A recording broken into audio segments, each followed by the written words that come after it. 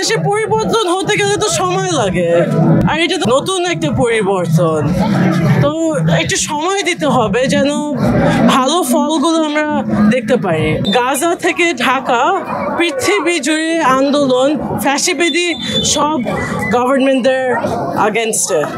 আমার খুব ভালো লাগছে যে আমাদের পুরো দেশের বিভিন্ন মানুষ, বিভিন্ন পেশার, বিভিন্ন ব্যাকগ্রাউন্ডের থেকে এসেছে, এখানে একত্র হয়েছে, কারণ আমরা সবাই 1 বছর আগে একত্র হয়েছিলাম একই জিনিসের জন্য, আমাদের স্বাধীনতার জন্য। অ্যান্ড আমাদের হলো এখনো আমরাও স্বাধীনতা পেয়েছি, কিন্তু এটার জন্য কিন্তু আমাদের ভাই বোনরা ফিলিস্তিনে এখনো ভুগছে, এখনো ফ্যাসিবাদী ইসরায়েলি গভর্নমেন্টের আন্ডারে। চিন্তা করা যায় না ওদের অবস্থা কি।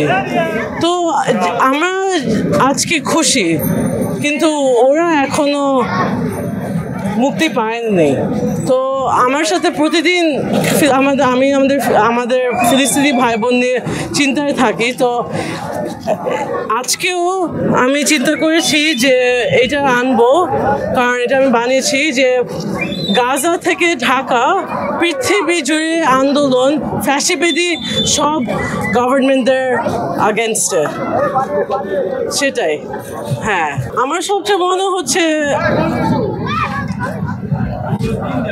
আমি এখানে দাঁড়াতে পারছি যাদের কারণে, তাদের কথা মনে হচ্ছে।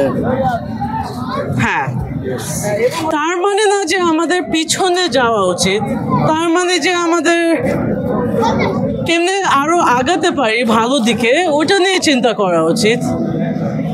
তার মানে না যে আমাদের পিছনে যাওয়া উচিত।